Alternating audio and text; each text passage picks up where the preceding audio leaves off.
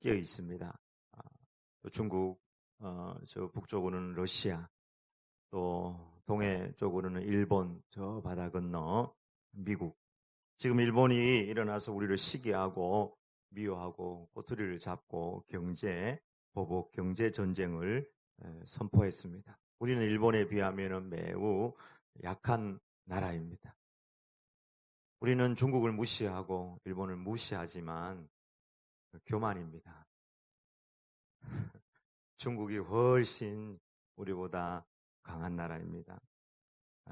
중국이 때리면 맞았고 미국이 우리한테 요구하면 그대로 들어줘야 되고 지금도 미국하고 일본하고 미국하고 우리나라하고 문제가 생겼는데 미국에다가 우리나라를 조금 도와달라고 사람을 보내도 미국이 별로 큰 반응을 안 보내요. 왜냐하면 미국하고 일본하고 또 친하거든요. 그래서 항상 중립을 지키는 것이 원칙인 것입니다. 신문사설을 보면은 미국이 좀 나서달라. 우리가 반도체가 안 팔리면 미국도 많이 힘들 것이다. 정작 미국은 열중시하고 있는 것입니다. 여러분 우리가 의지해야 할 나라는 미국이 아니에요. 성경을 보면 저 북쪽에 아수르가 쳐들어왔을 때에 애굽에게다가 사신을 보내가지고 도움을 요청하는 거예요. 하나님께서 그걸 굉장히 안 좋게 보고 불신이라고 하셨습니다. 미국은 우리가 우방으로 같이 지내는 나라지 우리가 꼭 그렇게 의지해야 될 나라는 아닙니다. 우리가 믿고 의지해야 할 분은 오직 우리 하나님인 줄 믿습니다. 하나님을 믿고 협력하고 하나님을 믿고 의지하고 나아가면 하나님의 선이 우리 가운데 이루어지는 줄 믿습니다. 참 어려운 상태에 있어요. 저 북한은 우리하고 직접 이야기해봤자 별 소득이 없다. 우리는 미국하고 직접 이야기하겠다. 이러고 있고 일본은 우리에게 경제 보복하고 있고 또 우리는 미국에게 일본한테 이야기해가지고 이제 경제 보복 그만하라고 사람을 보낸 상태에 있고 저 위에 늙은 곰 러시아는 우리 거 가져가지고 너희 써라 이렇게 이야기하고 있고 중국은 눈치 싹 보면서 러브콜 우리 기업들에게 지금 러브콜을 하고 있다고 그렇게 신문에 나와 있습니다. 여러분 이래저래 약하고 찢기고 뜯길 수밖에 없는 그런 상태에 있는 우리 민족 우리가 정말 이때 기도할 때예요.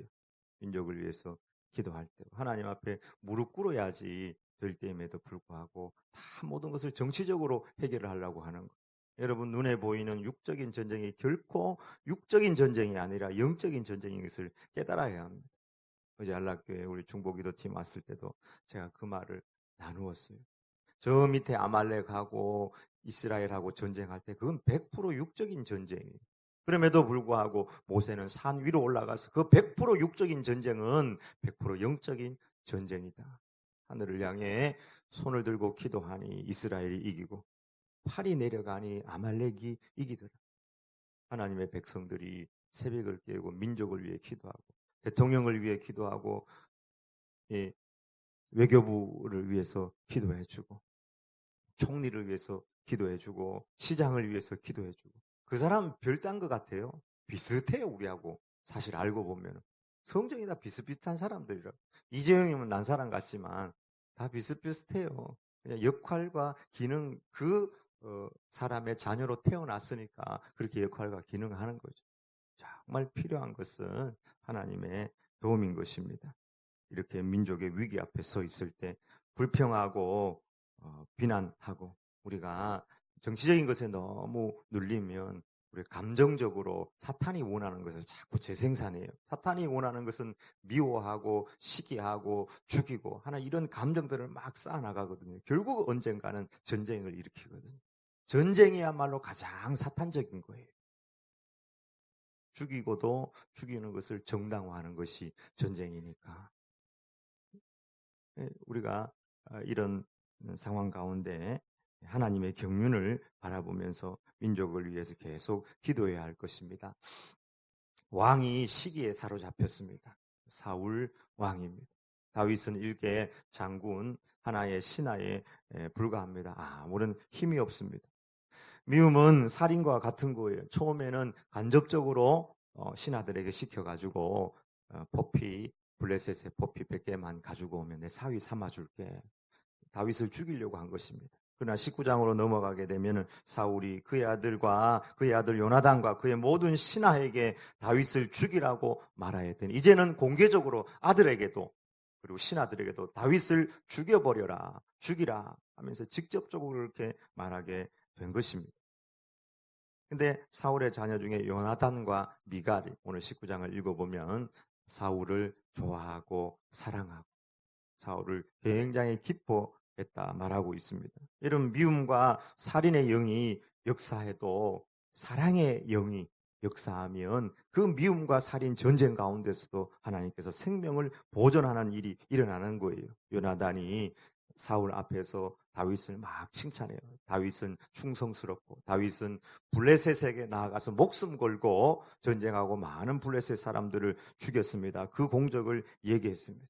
근데 조금은 괜찮았어요. 그러나 그 안에 있는 근본적인 것이 해결이 안 돼서 특별히 악령이 임했습니다. 사울의 마음이 막 힘들고 극에 달하니까 창을 자기 자식한테도 막 창을 막 집어 던져요. 요나단에게도 죽여버리겠다고 창을 집어 던져요. 왜? 다윗을 칭찬하니까. 다윗을 잡아와라. 다윗이 어디 있느냐? 미갈에게 있습니다. 미갈에게 가보니까 다윗이 어디 있느냐? 다윗이 침대에 지금 아파가지고 자고 있습니다. 사울한테 보고를 했어요. 사울이 하는 말이 그러면 침대째 침상째 들고 와라. 내가 누워있는 다윗을 찔러서 죽여버리겠다. 이렇게 이야기합니다. 다윗이 도대체 자기한테 뭘 얼마나 잘못했길래 누워있는 아파하는 다윗을 침상째 데리고 와라. 죽여버리겠다.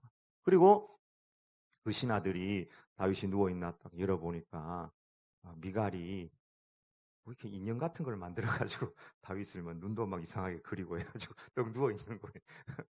지금으로 치면 이제 마네킹 비슷한 게 누워있는 거예요. 왜 그랬냐? 나 안 보내주면 다윗이 나를 죽이겠다고 그래가지고 내가 다윗의 말에 순종했습니다. 사울의 마음에 악령이 임한 것입니다. 시기와 미움, 살인은 악령의 역사예요.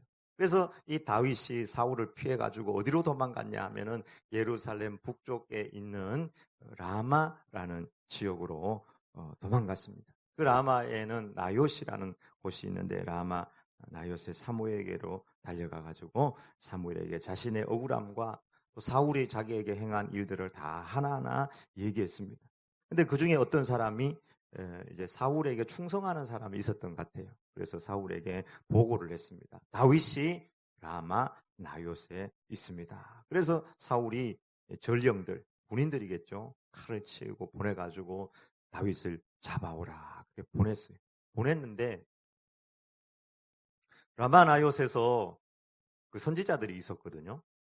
사무엘의 이제 선지 생도들이 있었어요.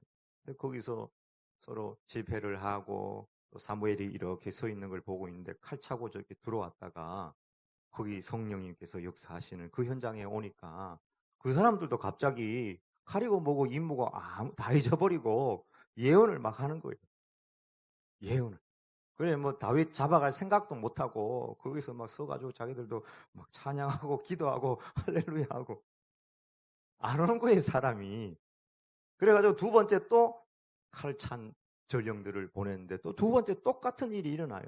그 라마 나요스에서 하나님의 성령이 임하는 그곳에 가니까 그 사람들이 예언을 해요. 자기 임무, 세상의 임무, 사람을 죽이고 잡아오라는 임무가 온데간데 없어져 살아버렸어요. 세 번째 또 보내서 똑같은 일이 또 일어나는 거예요. 세 번째 보냈을 때는 더 똘똘하고 더 살기가 넘치는 더 많은 사람 보내지 않았겠어요. 그럼에도 불구하고 똑같은 일이 일어난 거예요. 이번에는 사울이 열받아가지고 샹 내가 시킨 대로 안 하지만 화를 내면서 내가 직접 가겠노라. 그깟 다윗 하나 못 잡아오냐.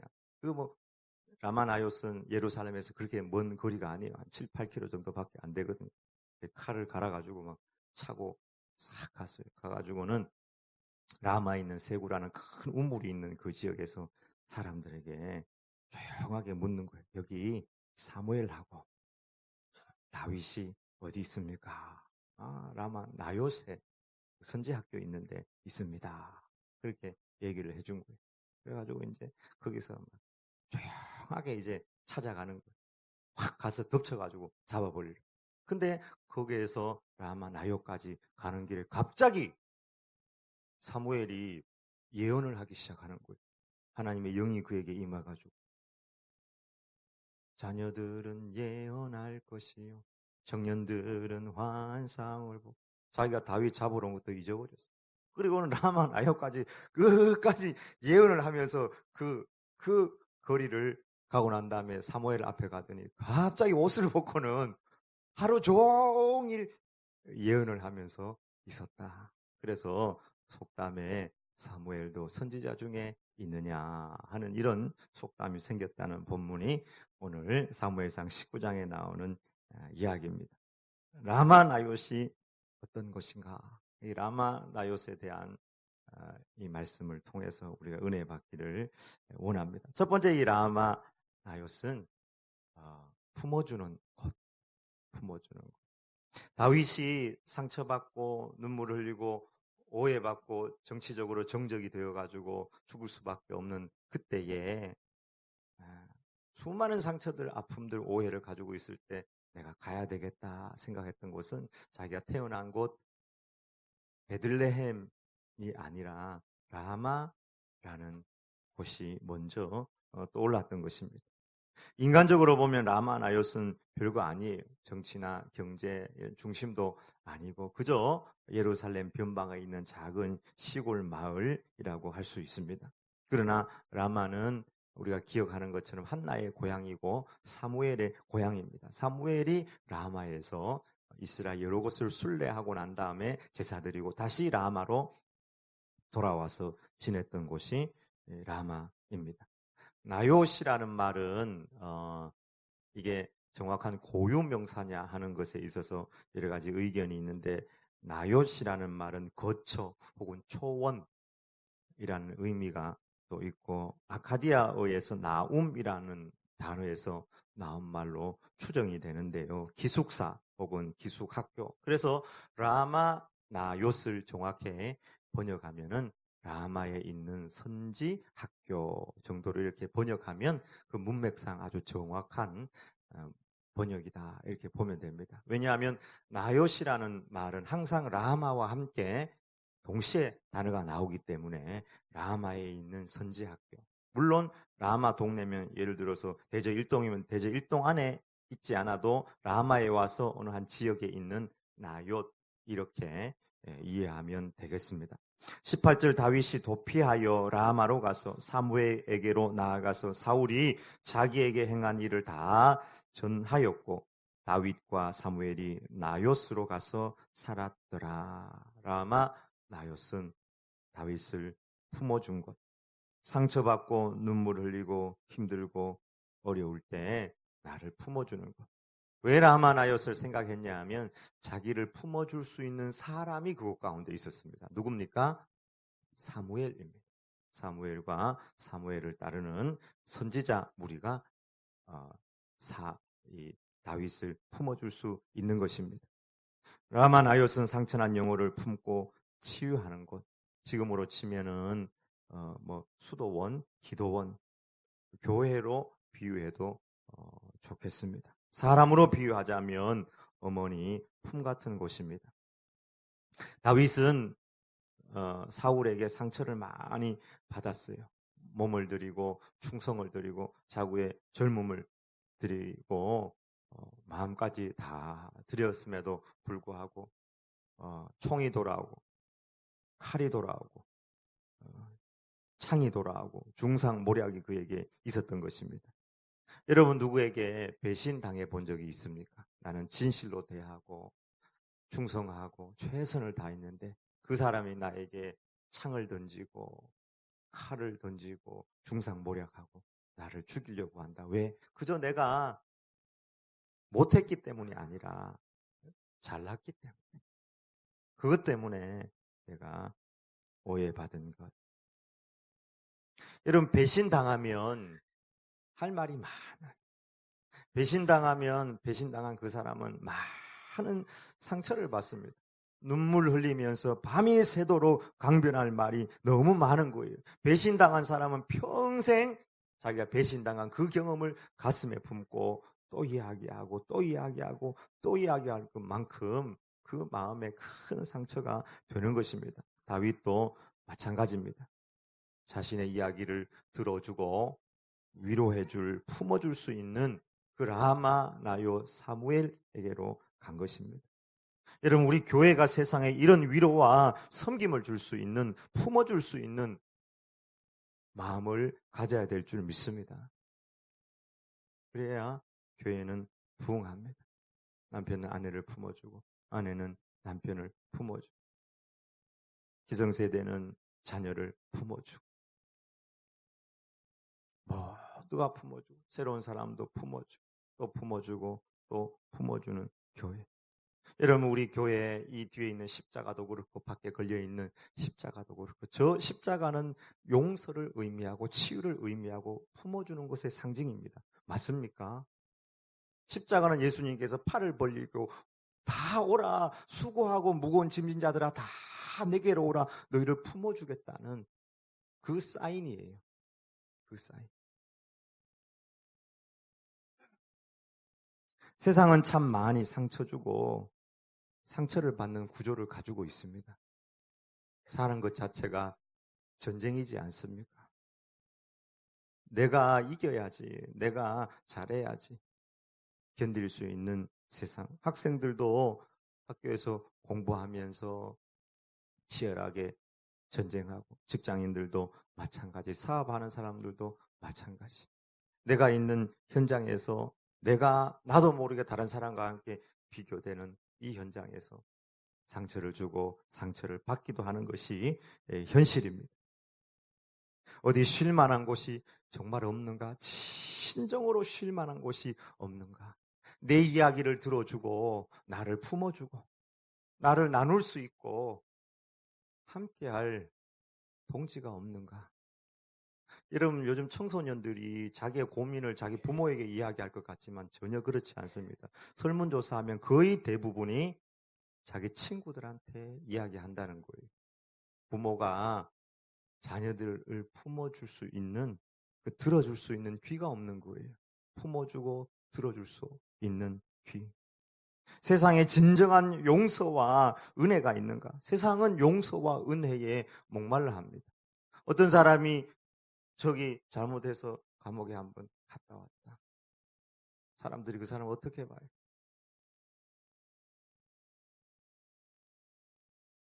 잘 안 봐준다니까. 세상 어디에 쉴 곳이 있을까?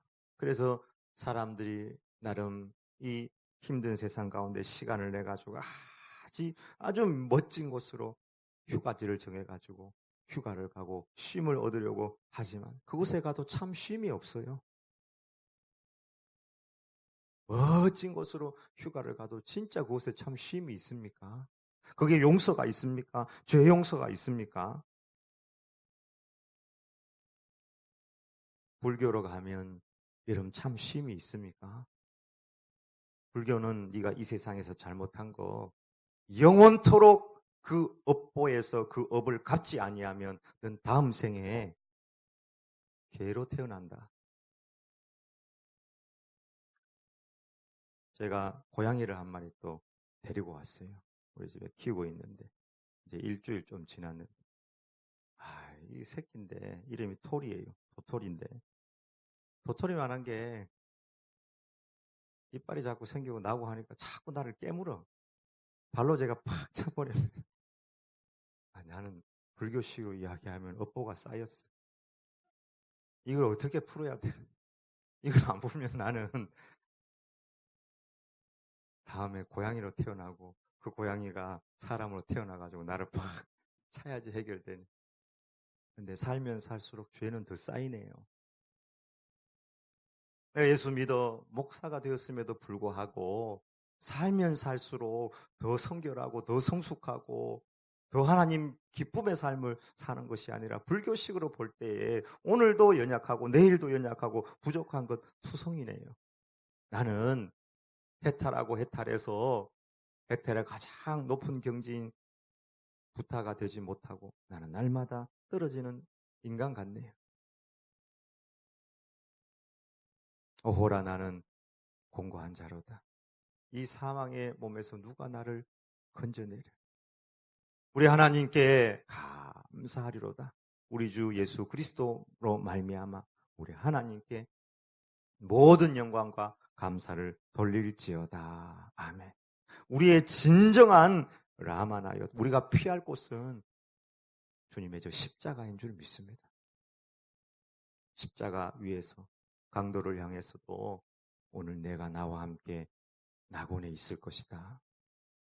평생 강도짓하고 오늘 십자가에 못 박혀 죽는 그를 향해서 주님은 용서하시고 내가 흘린 이 보혈이 너의 의가 되어서 네가 나를 기억해달라고 마음의 문을 열었으니 너는 오늘 나와 함께 낙원에 있을 것이다.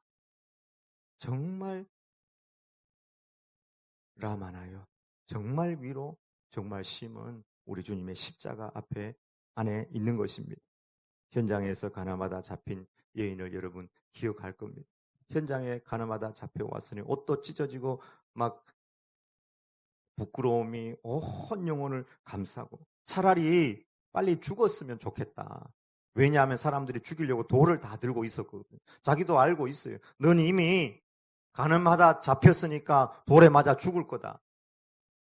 차라리 부끄러운 시간 오래 가지느니 빨리 나 때려가지고 죽여라. 자기 인생을 포기하며 서 있었을지도 모릅니다. 누가 그 자리에 와서 그 여인을 변호하겠습니까? 법무법인 최고의 변호사들, 율법사들 다 세우고 이 여인을 변호하라고 해도 율법에 분명히 가늠한 여인은 돌로 쳐 죽이라고 했으니까 하나님이 와서 그를 변호하고 아니 하나님도 변호를 못해요. 어떻게 변호하겠습니까? 하나님이 만든 법이 있는데. 그런데 예수님 그를 죽이겠다고 하는 많은 사람들 앞에서 체념하고 있는 그 여인, 이미 지옥으로 떨어져 버린 그 여인을 향하여서 내가 너를 정죄하지 아니한다. 사람들을 향하여서 너희들 중에 죄 없는 자가 먼저 돌을 들어 이 여인을 치라. 그걸로 나도 너를 정죄하지 않으니 가서 다시는 죄를 범치 말라 하시니라. 이러고 끝났으면 예수님은 말만 잘하는 사람이에요. 그러나 요한복음 8장에 그것이 나오고 넘어가면 예수님은 십자가 앞으로 나아가서 십자가에서 목숨을 드리고 그 여인을 위하여 죽으신 겁니다. 우리를 위하여 죽으시고 그저 말로만 자유할지어다 행복할지어다가 아니고 우리의 모든 죄값을 갚으시고 주님은 우리의 진정한 안식처, 우리를 품어주시는 라마 나요시 된 것입니다. 주님은 우리를 정죄하는 분이 아니라 우리를 품는 분, 우리를 구원하는 분. 그래서 성경은 곳곳에 하나님은 우리의 피난처시요, 하나님은 우리의 성이시요, 하나님은 우리의 방패시라. 우리를 품어주시고 우리를 막아주시고 우리를 안전하게 감싸주시고 하나님은 우리의 그늘이 되신다. 여러분 교회가 어떻게 돼야 되는지를 우리에게 잘 보여주고 있습니다. 교회는 늘 품어주고 그늘이 되어주고 방패가 되어줄 때 사람들이 이 절을 기억하고 십자가를 기억합니다. 십자가 은혜로 구원받았음에도 불구하고 아무도 품어주질 않아요. 똑같이 정죄하고 율법으로 살아간다면 누가 교회에 오겠습니까? 우리는 다 1만 달란트의 은혜를 받은 자들입니다. 그렇기 때문에 은혜로 구원받았기 때문에 우리의 삶 또한 은혜로 그렇게 살아가야 될 줄 믿습니다. 모두를 품는 것입니다. 은혜가 우리의 원칙입니다. 우리 교회에 여긴 기둥이 없지만 가장 큰 기둥, 원칙, 핵심 가치가 이 은혜입니다. 목사님, 법인데요. 네, 법은 그렇지만 법을 뛰어넘는 원칙은 은혜입니다. 법대로 하면 우린 다 지옥이에요. 은혜로 구원받았으니 우리도 은혜로 품어주는 교회에 십자가 교회를 만들어야 되지 않겠습니까? 은혜 아니면 살아갈 수가 없네. 호흡마저도 다 주의 것이니 세상 평안과 위로 내겐 없지만 예수, 오직 예수뿐이네. 그 신계획 다 볼 수도 없고 작은 고난에 지쳐도 주께 묶인 나의 모든 삶 버티고 견디게 하셨네. 은혜 아니면 살아갈 수가 없네. 나의 모든 것 다 주께 맡기니 참된 평안과 위로 내게 없지만 예수, 오직 예수뿐이네. 예수, 오직 예수뿐이네. 아멘. 여러분, 라마 나옅, 다윗만 십자가가 필요합니까? 사울도 십자가가 필요한 사람이에요. 사울도 위로가 필요한 사람이고 사울도 누군가가 품어줘야 될 사람이에요. 너 왜 그랬냐? 왜 다윗을 죽이려고 했냐? 어느 누구도 자기 마음에 있는 이 시기와 아픔을 이야기해주고 품어줄 수 있는 사람이 없는 거예요. 하나님 앞으로 가고 십자가 앞에서 하나님, 나 정말 나 왕 됐을 때 내가 블레셋을 처음에 무찔렀을 때 참 행복하고 기뻤는데 다시 사울이 저렇게 다윗이 힘을 얻어가니까 내 마음이 너무 힘들었습니다.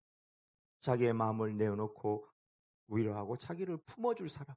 사울은 왕이 되어가지고 자기의 마음을 내어놓고 상담하고 자기를 품어줄 수 있는 사람을 못 만났어요. 사무엘도 사울이 교만하고 하나님이 버리는 순간에 평생 안 만났다고 그랬거든요. 아무도 안 품어줘. 여러분, 아무도 안 품어주면 사울처럼 살다가 그렇게 인생 망칩니다. 우리 주변에 우리가 품어야 될 사람이 사실 너무 많이 있습니다. 교회가 부흥하고 성장하기 위해서는 주님께서 우리를 품고 죄인을 품고 가늠한 여인을 품고 품었듯이 우리는 품어야 돼요. 제가 어느 교회에 그 조폭 출신이 있었거든요. 아주 진짜 나쁜 조폭.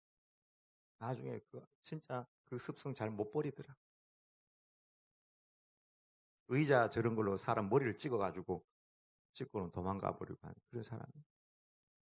와서 교회 집사가 됐어요. 그 사람 아는 사람들은 저게 뭐 저런 게 집사가 되냐. 집사가 돼. 또 어느 교회는 아동 성폭행자가 있었거든요. 집사가 됐어. 훌륭해서 집사가 된 게 아니라 보통 시간이 좀 지나면 집사를 줘요. 사람들이 비난했어요. 그를 아는 사람. 저런 인간에게 집사를 주다니. 있을 수 없는 일입니다. 여러분, 아무리 살인자가 우리 가운데 왔다 할지라도 그가 회개하고 주의 십자가를 붙들고 은혜 안에 거한다면 우리는 그를 형제로 받아들이고 세상의 율법이 그를 내놓으라고 해도 우리는 그의 방패가 되어주고 품어줘야 될 줄 믿습니다. 왜냐하면 주님이 우리를 그렇게 품으셨어요. 사탄이 우리를 내놓으라고 이야기합니다. 십자가 보혈로 우리를 감싸주시고 안아주셨습니다.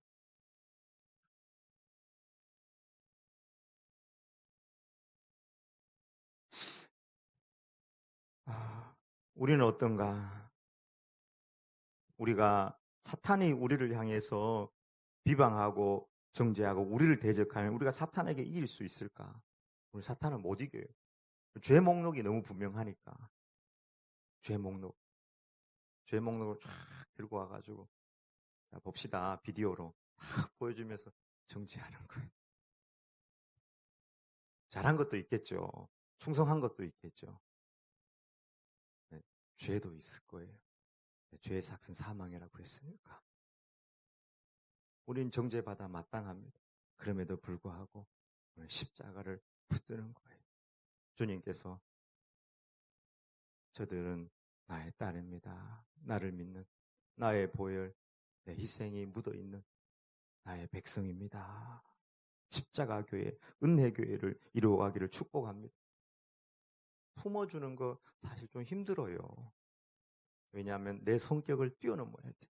내가 먼저 손 내밀지 못하고 내가 먼저 이해하지 못하고 내가 먼저 웃어주지 못했네. 나는 어찌된 사람인가.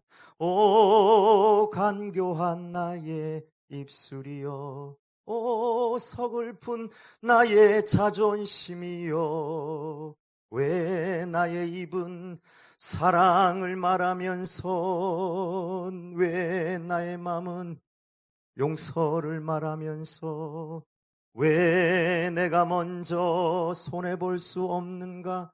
왜 내가 먼저 품어줄 수 없는가? 오늘 나는 주님 앞에 와 몸둘 바 모른 채 이렇게 흐느끼며 서 있네. 주님, 우리 주님 앞에 십자가 앞에 서서 정말 품어주는 십자가 교회를 이루길 축복합니다. 저 교회 가면 정말 가슴에 십자가를 품은 사람들이 있어. 내 이야기를 들어주고 내 상처에 귀를 기울여주고 품는 성도. 주님이 우리를 그렇게 품어주셨잖아. 두 번째, 라마나요스는 성령의 사람들이 가득한 곳이었습니다. 라마나요스 선지학교에는 사무엘이 있었고요. 선지 생도들이 다 하나님의 영에 민감한 사람들이었습니다. 라마나요시라는 것은 단순히 장소만을 의미하는 것이 아닙니다. 미국의 비냐드 운동이나 성령 사역 임할 때에 그때 우리나라 사람들도 많이 그곳에 가면 성령 받는 줄 알고 주차장에 뭐 내리자 말자 막 성령님께서 임하고 막 예언을 하고 방언을 하고 그랬다고 했거든요. 근데 여기도 보면 꼭 그렇게 해석을 하거든요. 아니에요. 장소가 성령이 아니고 성령의 사람이 있는 그곳에 성령님께서 역사한다는 사실입니다. 라마나요스는 장소 지명 이름이 아니라 어떻게 보면 그 사람 한 사람이 라마나요스라고 할 수 있습니다. 하나님의 영에 순종하는 사람들이 가득한 곳. 여러분, 교회의 능력 있는 교회는 어떤 교회입니까? 좋은 직업을 많이 가지고 있는 사람들이 많으면 좋은 교회입니까? 변호사가 있고 판사가 있고 별자리가 있고 권력자가 있고 사업을 크게 하는 사람들이 많은 교회면 능력 있는 교회입니까? 그랬다면 예수님께서 너희들 사업해라, 너희들 공부 열심히 해가지고 한 자리씩 해라, 권력자가 되라, 그 권력 가지고 하나님의 일 해라, 이렇게 얘기했을 거예요. 근데 그렇지 않아요. 우리 예수님은 성령의 충만함을 받으라. 그리해야지 예루살렘과 유대와 사마리아 땅끝까지 이르러 내 증인이 될 것이다. 여러분, 교회의 능력은 성령님의 능력인 줄 믿습니다. 기도가 응답이 되고 사랑하고 같이 울어주고 사람이 이곳에 와서 변화되는 성령님의 능력, 여전히 품어주지 않고 율법이 가득한데 성령님의 역사가 없는데 사람만 많이 모이는 엔터테인먼트 같은 그런 교회가 성령의 교회겠어요. 그런 교회 같으면 사울이 첫 번째 전령들 보냈을 때 벌써 다윗은 질질질 끌려가지고 가서 죽었을 겁니다. 사울 자신이 군대를 거느리고 와도 성령님이 역사하는 성령의 사람이 있을 때에 하나님의 역사. 사울 같은 사람도 자기 임무 다윗을 죽여야 된다는 그 모든 시기, 미움, 아픔, 상처들을 내어놓고 하나님 앞에 예언하는 그런 일들이 있었던 것을 보게 됩니다. 술 취하지 말라. 이는 방탕한 것이니 오직 성령으로 충만함을 받으라. 오늘날 세상도 돈이나 권력이나 능력이나 재미나 힘을 추구합니다. 우리의 힘은 성령님이 우리를 지배하는 만큼, 성령님께서 우리 가운데 역사하는 만큼 그것이 진짜 우리의 능력이 되는 줄 믿습니다. 권력이 힘이라면 청와대가 최고 힘이겠네요. 교회는 청와대에 꼼짝 못하겠네요. 돈이 힘이라면 한국은행이 최고겠네요. 그 은행 앞에 우리는 꼼짝도 못하겠네요. 왜냐하면 은행이, 청와대가 사람을 변화시킵니까? 죄사함을 해줍니까? 천국으로 그를 인도해 줄 수가 있겠습니까? 우리의 능력, 우리의 힘은 장소가 아닙니다. 저 사람이 성령 받아야지, 저 사람이 변화해야 되지가 아니라 나는 네가 성령의 충만 받기를 원한다. 교회의 능력, 성령님의 능력입니다. 완전히 주님을 의지하고 나를 드리고 믿을 때에 성령님께서 역사하는 것입니다. 너희가 회개하고 각각 예수 그리스도의 이름으로 세례를 받고 죄사함을 받으라. 그리하면 성령을 선물로 받으리니. 세례받고 죄사함 받는 것, 회개하는 것, 주님을 의지하고 믿는 것입니다. 새롭게 되는 것입니다. 성령님께서 우리 가운데 역사해요. 주님은 라오디게아 교회에 볼지어다 내가 문 밖에 서서 두드리노니 누구든지 내 음성을 듣고 문을 열면 내가 그에게로 들어가 그는 나와 더불어 먹고 나는 그와 더불어 먹으리라. 라오디 교회가 착각하고 있었거든요. 라오디 교회 한번 요한계시록 찾아보세요. 우리는 부자라 부족한 것이 없다. 이렇게 얘기했어요. 근데 예수님은 뭐라 그랬습니까? 내가 너를 보니까 눈이 멀었어. 벌거벗어서 가련해. 불쌍해. 자기들은 좋은 지역에 살고 돈도 있고 건강해서 자기들 스스로 하나님 앞에 우리는 부요한 자고 우리는 부족한 것이 없습니다. 이렇게 이야기했습니다. 근데 주님은 정반대로 이야기했습니다. 너는 가장 아픈 자야. 너는 가장 헐벗은 자야. 왜요? 성령님의 역사, 성령님의 능력이 없으니까. 세상의 모든 것을 다 가지고 있어도 주님 앞에서는 그게 아무것도 아니에요. 성령님의 역사, 성령님께 순종하고 의지하는 만큼 그 능력이 나타나는 줄 믿습니다. 우리 교회의 능력도 마찬가지. 성령님의 능력. 성령님께서 역사할 때 800대 1, 1000대 1, 10,000대 1, 20,000대 1.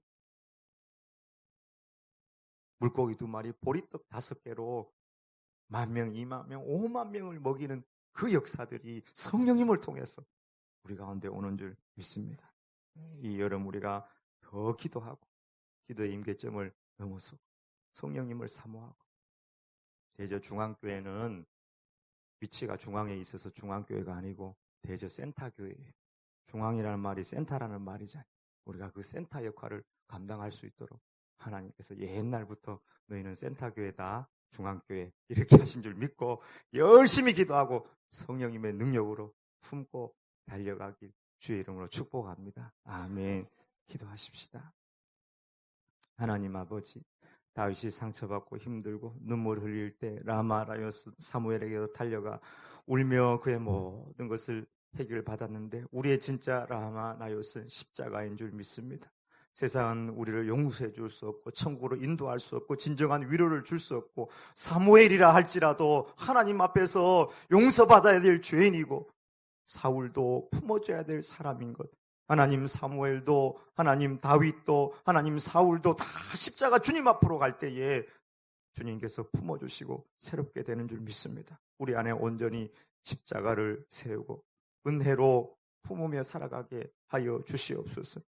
우리 부모 세대는 우리 아이들을 품고, 우리 아이들 세대도 부모 세대를 품고, 우리 새 가족들을 품고, 배우자가 서로를 품고 사랑하고, 지금까지 내가 먼저 손 내밀지 못하고 웃음 주지 못하고 이해하지 못했는데 먼저 이해하게 하고 서로 소통함으로 말미암아 성령님의 능력이 우리 안에 하나님 아버지 날마다 파동쳐서 이곳에 오는 자들마다 자신의 세상적인 욕망은 다 깨어져 버리고 예언하며 주 능력 가운데 새롭게 변화되는 축복의 교회, 성령의 교회에 품어주는 교회가 될 수 있도록 은혜와 복을 더하여 주시옵소서.